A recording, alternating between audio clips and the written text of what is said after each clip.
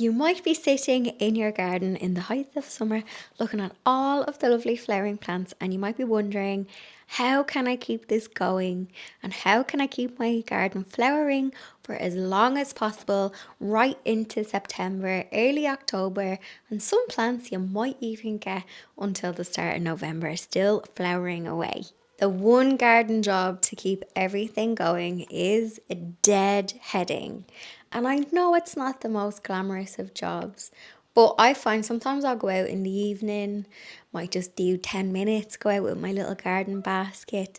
But deadheading your annuals, especially, because if you keep deadheading annuals, you will get them flowering again and again until October, until the first frost. So if you have cosmos in your garden, if you have any zinnias, and then things like your pansies and your hanging baskets, whenever you're walking past them, and if you see a flower that has gone over and it's starting to go to seed, you can just clip that back. Sometimes I will just pop it off with my hands. Most of the time I just pop it off with my hands when I see it, when I'm walking from the car into the garden.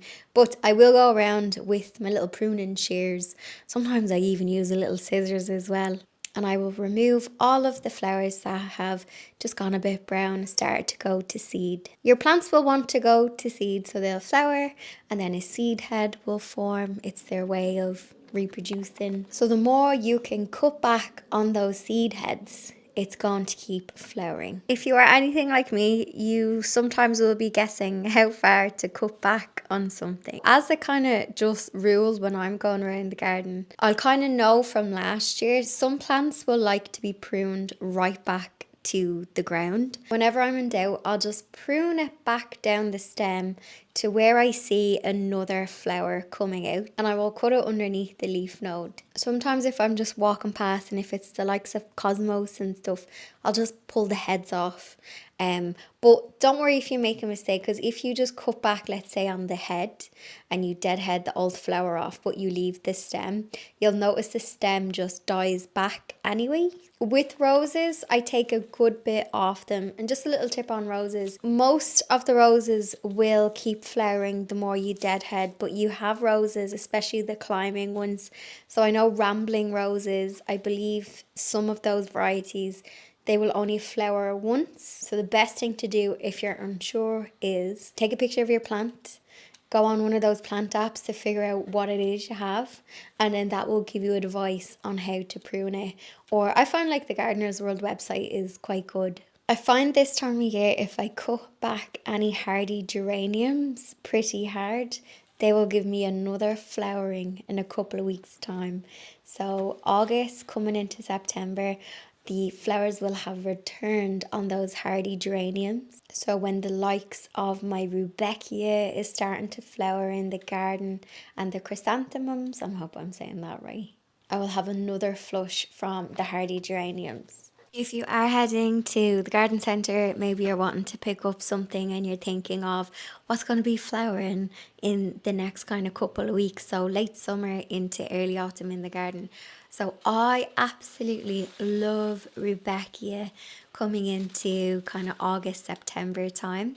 And dahlias. I know some people don't like dahlias, but in the garden, if you're looking for something that is going to keep flowering until October, even November if it's mild, now you will have to protect them from frost.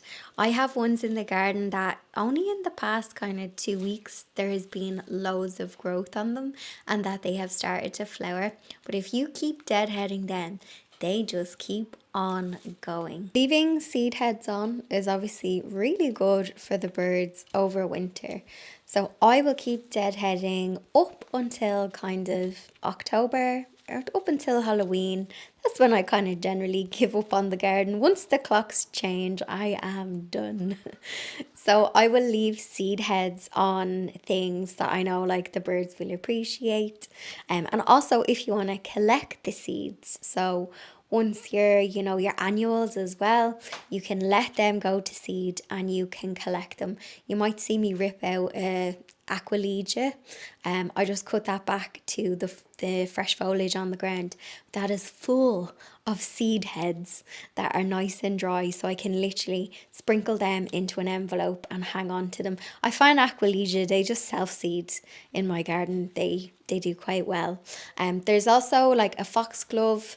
Things like the foxglove, you can't deadhead that and it will keep kind of coming back. It will just kind of flower for a couple of weeks and then it goes to seed. I haven't had much luck deadheading that and getting it to come back. It's a biennial as far as I know. So I let that dry out, go to seed. And then this year I actually collected some seeds from the foxglove, and anything that was left, I just shook the seed head and I could hear the seeds inside like a rattle, and I just let them self-seed. So yeah, hopefully I have some self-seeding little foxgloves going around the garden next year. Also, I wanted to share a little update on the meadow patch in the front. So back in April, I think I did a no dig mini meadow. Well, I attempted it. Put some cardboard down that I had left over in a square patch, threw some soil on top, not a lot now. Like, I don't know if it was thick enough. However, I have had some growth. So already in the grass in the front is loads of clover this time of year. And when I didn't have the flower beds or anything here, I kind of just left the front to be a little wild patch of grass, and I'd cut the edges so that it would look a little bit tidy and people didn't think I let it go wild. So now that I have the raised beds in the front garden, I have loads of lovely flowers in that. So the mini meadow has started to flower, and it only really took off in the past month. I think all of the lovely rain that we had in May and June helped all the seeds germinate. It never seemed to dry out. So now it is flowering, and there's loads of poppies in it, some cornflower, and also all of the lovely clover that's already in the actual grass that's here. Now it is getting a bit messy looking, so I need to tidy up the edges and the rest of the grass in the front. Earlier this year I changed over to electric lawnmower, so it's battery powered, because my petrol lawnmower broke, but I am so disappointed with it. The grass isn't even that high in the front, but I find that this lawnmower really struggles if there's a bit of height on it. I had to raise the lawnmower up. There was also a bit of moisture in the grass because it had rained during the night, but I thought it had dried out. I find that if the grass is in any way wet, it clogs up where it goes into the box.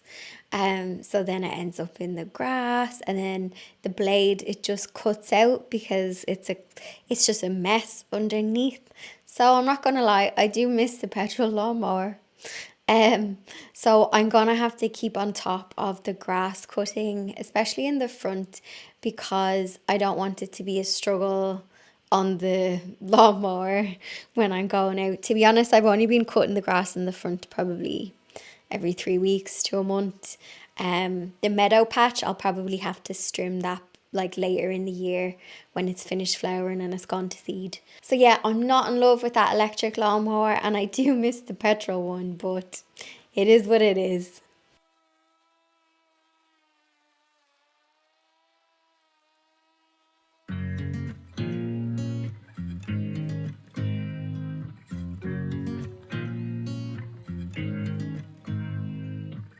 You make me nervous. I think I might be hooked on you. All of the things you said to me, it seems like you like me too. We can take it slow, make sure we do this right. Canceled all my plans to be with you tonight. So just sit with me, talking to the night until the morning, building chemistry. I don't think I ever wanna go, come closer next to me. Trying to find another way to say this, but I think we were meant to be.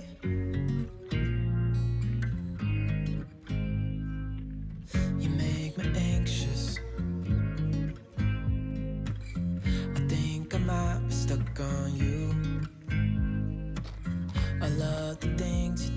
did for me, it seems that you're dropping clues. There's no need to rush, so let's just take our time.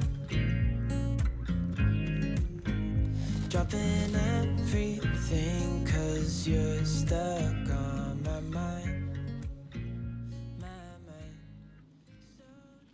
Another job that will get the most out of your plants and get them healthier, stronger, and lasting longer is feeding them. Generally, I will feed things that are in pots, or if I see a plant is kind of struggling.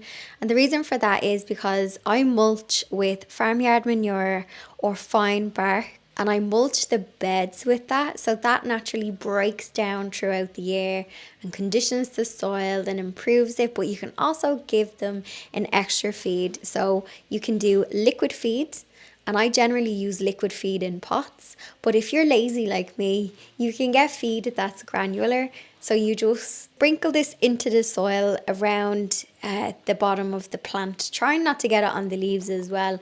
I use an organic feed. And I find that having a strong plant will result in less bugs. So if you have some aphids, I have not as many aphids on the dahlias as last year, which is good. Generally, I leave them and ladybugs will sort it out. There's loads of bugs in my garden, so I just let them do their own thing. They have their own little system going on. So yeah, deadheading and feeding, they're your two jobs this time of year to keep everything healthy and flowering for as long as possible. If you are new to my channel, or if you haven't been around in a while and you want more garden videos, I have a playlist on my channel that is just for the gardening content. So if you want to see my journey from going from a square patch of grass in the front and the back to my attempt at a cottage garden, then check out the cottage garden playlist. I'll pop a card here and also in the description box as well. Don't forget to hit subscribe if you're new, and like and comment and say hello to the community in the comments section below.